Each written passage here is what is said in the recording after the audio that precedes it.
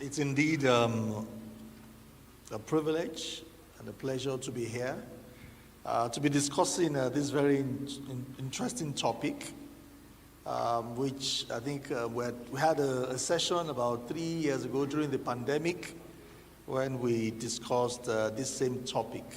But I guess a lot of things have also happened after that, and what I will be doing in the next 20 minutes is basically to talk around this. I'm happy that we have experts also in the house. My colleague, my friend, way back, we've known way back. We'll be talking about this as well, and of course, the practical experience of the Elevation Church will be brought also to bear, from our brother Adisa. So I think we're in very good hands. In terms of the agenda, basically it's important to talk about technology, the view of the Bible, or rather the biblical view of technology. I just want to show on slides and then just talk about a few instances in the Bible where technology is really supported. We'll go back to the study. When I was doing my program at the Life Theological Seminary in 2020, that was in the thick of COVID. The topic was around the use of technology in improving discipleship and church growth. Of course, some of the things that I did in terms of the study, the surveys and all that, the outcomes of that, I'm going to also show with the recommendations from that project. And of course, we'll be talking about the drivers of church growth today. Of course, we are all aware that there's the traditional drivers. We'll be talking about all that. And then, of course, talking about technology imperatives. What are the tools that are being used today? So that's basically the way we're going to go about this.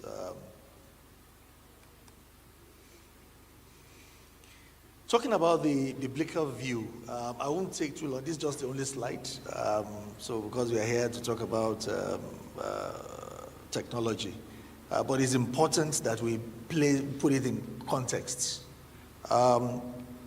If we go back into the Bible, it's important to know that wisdom comes from God, and this wisdom is used by human beings, either in a negative way or in a positive way. If we look at Luke 6:45, it says, "A good man out of the good treasure of his heart will produce good things." You can also see, it can also be produced, you can also use technology to produce, to do bad things. So because the Adamic nature of man, we have the liberty to exercise our decisions. So really, that is the way it is. Today, we talk about a lot of bad things being done on the internet with technology. But the truth of it is that, you can also use it for good things, and that is the essence of what we're discussing today. Of course, if we go into the Bible too, the story, we all know the story of the Tower of Babel in Genesis 11. It's very, very clear. At that time, for them to attempt to build all the way to heaven, researchers say that the height of the building before God changed their language was about 2,400 meters, which is about 3 times higher than the Burj Khalifa in Dubai today. Also, we see in Genesis 6 the story of Noah and the ark. Again, researchers say that the ark is about 144 meters in length, which is about half of the Titanic. So for human beings to come up with that at that time, it shows that there was some special supernatural wisdom that God had placed in man. So that is what we see. We also see all sorts. How King Uzziah, the king of Judah, also was able to raise a very strong army using very weapons that we call bazooka and all that in the military today, to protect Jerusalem. So all these things show that man can actually use things positively, wisdom positively in the area of. So basically, that's what we see in terms of a biblical view. So we should not have the impression that technology is bad or and all that. Now, talking about the study that I did in 2020, of course, this was out of a project, and we will see that quite a number of things, that we questions that we try to ask. We see that clearly technology is very, very important in church growth. Quite frankly, only adopters of technology will really appreciate the impact in terms of the growth that will bring. And basically what we'll be doing here is to look at some of the findings from that study. The findings was very clear. Ministers and members felt that technology was positive for them, was improving their spiritual life. Of course, a number of people also felt that there are lots of tools today that they're leveraging, at that time. And at that time, everybody was more or less shut down. Nobody could do anything, you could see a lot of tension, churches could not hold and all that. So we all had to go online, to be able to do, to be able to worship and all that. Of course, today we also see that there's a lot of room for improvement, in the use of technology today. Of course, this has its own challenges. Challenges around privacy. How do you use the data of church members? Does it get into wrong hands? How is it used and all that? Of course, security issues, we also all have that. Privacy and security issues are major issues that lend credence to the challenges that we face in that space. Technology adoption is also, we always say there's inertia to change. Whenever there's something new, it's always that inertia. Everybody wants to stay in their comfort zone. I can imagine, talking about, as Brother John talked about earlier, that talking about technology in the Foursquare about 30 years ago, it will look like you are talking about, because people were really set in their ways in terms of how things were done and all that. But thank God today things are improving. We're beginning to see a lot of people are opening up to new things, and we're beginning to see those changes. Again, part of what we did then was basically to analyze of course, the case study was really around Foursquare VGC, the districts. So what we did was we looked at the 3 zones and the 12 churches in the districts, and looking at the different churches, depending on their location, the social, economic development, or the station in life of each of those churches. We could break them down into 3 different types of churches. And we could see that play out during the pandemic, On one end is the digital novice church. These are churches where there's probably low technology infrastructure, penetration and adoption. You see they're possibly in the rural areas, no funding at all. No funding to even maintain the pastor, talk less of funding for technology, so many things. On the other end of the spectrum is what I call the digital native churches.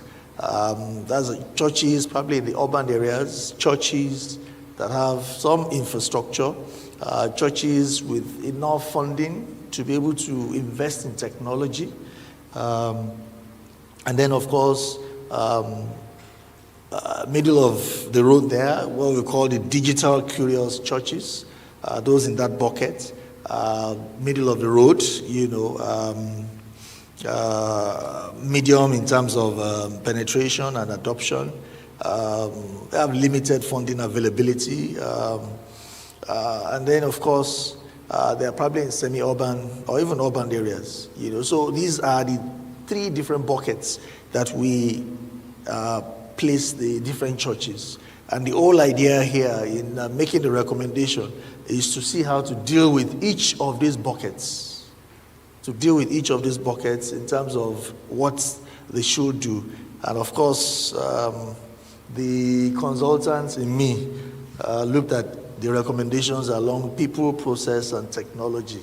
Of course, my colleague here would agree with me. We normally look at people. Training is important. While we are improving spiritually, it's also important that we build up the skills in technology to be able to use it effectively in church. What we see today also is the fact that the youths are more, they use technology much better, so it's important that the youth are made more relevant in terms of activities in the church so that we can begin to imbibe the new norm.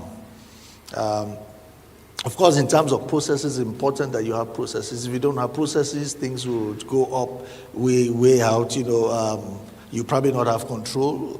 How do you use the resources that you have, the tools that you have, in such a way that they are not mismanaged or misused? All the different platforms, there must be controls. And of course, how do you ensure that these processes are also available to churches that may be interested in it? Because the whole idea is really around supporting one another. In terms of technology, of course, we have different types of tools, free tools online. We have tools that you actually pay for, you license. You leverage all these things. Of course, there's the issue of data. How do you handle data? During the pandemic, we had situations where some churches were actually paying for data for members to be able to go on WhatsApp. And then pastors were passing messages, on WhatsApp and Telegram and all that, Those are at the rudimentary level. And then you can go on to the next level, which is actually joining online, and all that. And all these things, depending on the nature or where the buckets where the church fits in, you see all this. Of course, we also saw situations where the mother churches were supporting the daughter churches, in terms of the investments, because those daughter churches may actually fall in the digital novice or the curious buckets, so they need to be supported. So these are some of the things that the findings also, the recommendations were, around the different buckets that we have here. And of course, we went on to talk about which was the projects that we were working on were in the Life Theology Seminary. Of course, it was important that as a learning institution, the curriculum was reviewed to ensure that a lot more technology contents are put in, embracing the technology platforms to deliver learning. I remember during the COVID, we had to go online, we had no choice. And it was quite interesting, when they say that if we don't face challenges, we actually don't confront it headlong. I remember during that period, shortly after the COVID, Satya Nadella, the CEO of Microsoft, he actually said it, that the world witnessed 24 months of transformation in 3 months. We had to, everything was crashed into 3 months. So really, a lot of things really happened. So the Life Theological Seminary too, in terms of platforms for delivering, and then of course bringing in practitioners to support, in an advisory capacity and all that. So all these things were things that we recommended at that time. But let's go fast forward back to today. We're now in the post-pandemic era. And we have seen phenomenal growth in churches as a result of technology. But again, let us look at the drivers. What are the drivers of church growth? Today, the traditional drivers that we see, strong leadership, authentic worship, outreach and evangelism, a very good welcoming environment. These are the traditional drivers of church growth that we're all aware of. But today, what you've seen after the pandemic is the fact that we now have cultural shifts in generation.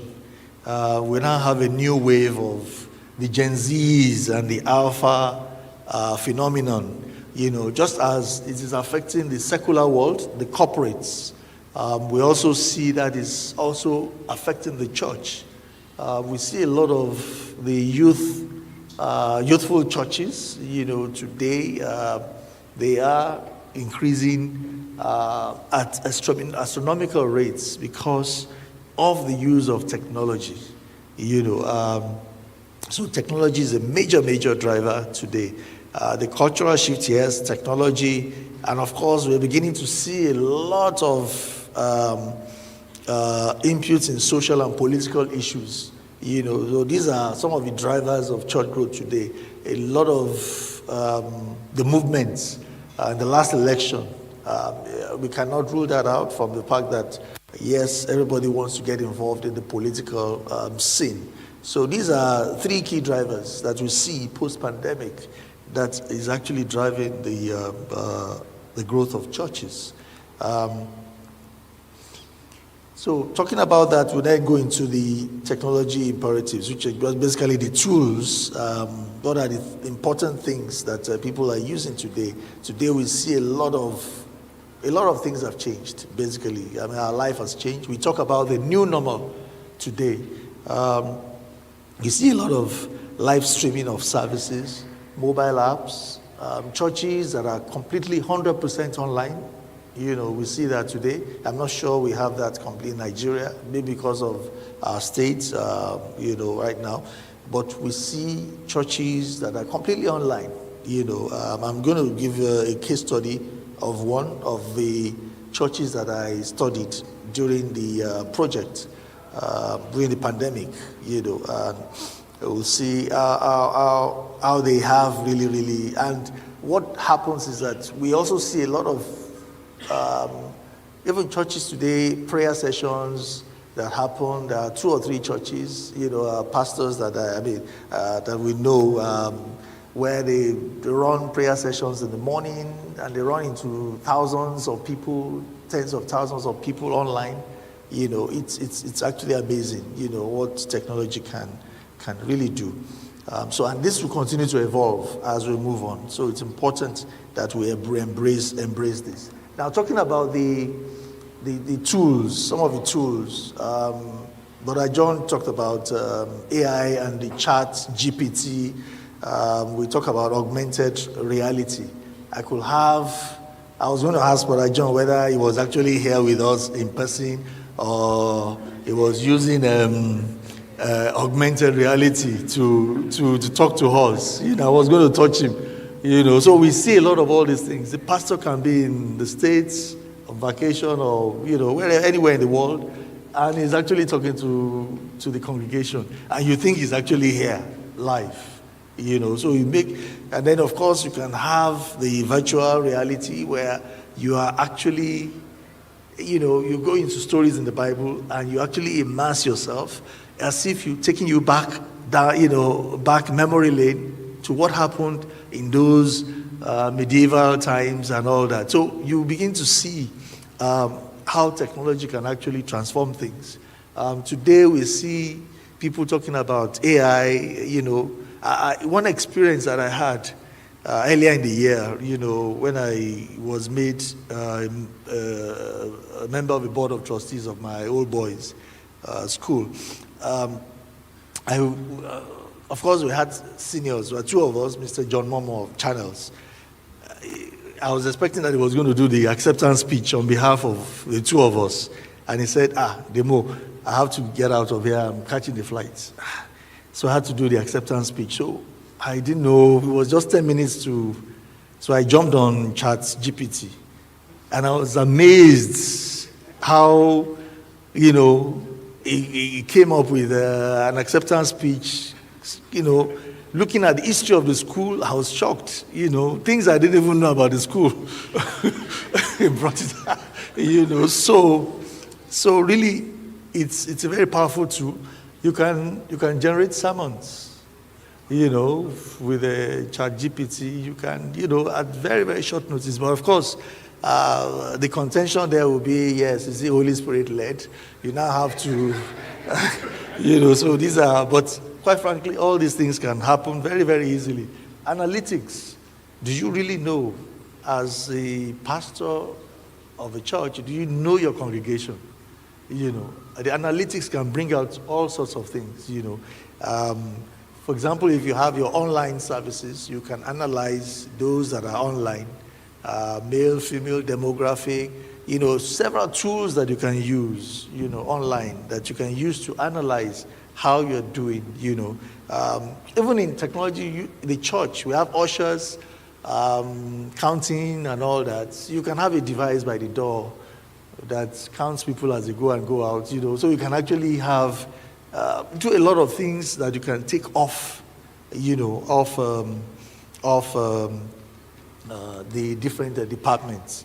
We have interactive live streaming, email and website engagements. All these are things that you can actively use, social media, and all that. So it's very, very important that some of these tools we can. In terms of tips for managing social media, lots of things that you have here. You can plan your objectives, know your audience, pick the appropriate platform that you want to use. Again, not all platforms are relevant for, if you are doing prayer sessions, if you are doing counseling, the platforms you are going to use are quite different for effective, to ensure that you have an effective session. So you need to plan your content strategy. A lot of churches, especially online churches today, the content is what they actually thrive on. It's not just coming on Sundays and going and then coming on, the contents, the contents are always there, and you are bombarding, the congregation, and all that. So it's very, very important. It promotes interaction, and then of course, a lot of analysis will be done, online, and you need to track. It's not just about using these platforms, but it's also about tracking to be sure that you're actually using them effectively. In terms of the virtual community, I talked about the fact that I looked at a particular church in Seattle. The church, they operate online 100%. And basically, they do things around video streaming. They do things around, of course, general information, announcements, and all that. Integration with payment systems, making all their payments online, prayer walls, automated chat functionality, and all that. So it tells you when it's prayer time. It tells when it's time for all the sessions. And all that. So it's completely 100% online. Yeah, listen to me, dog. 100% online. In terms of metrics, I think it's also important to talk about metrics for monitoring and engaging online worshipers. A number of metrics are available, that we can use. Engagement rates, the number of likes and all that on your sites.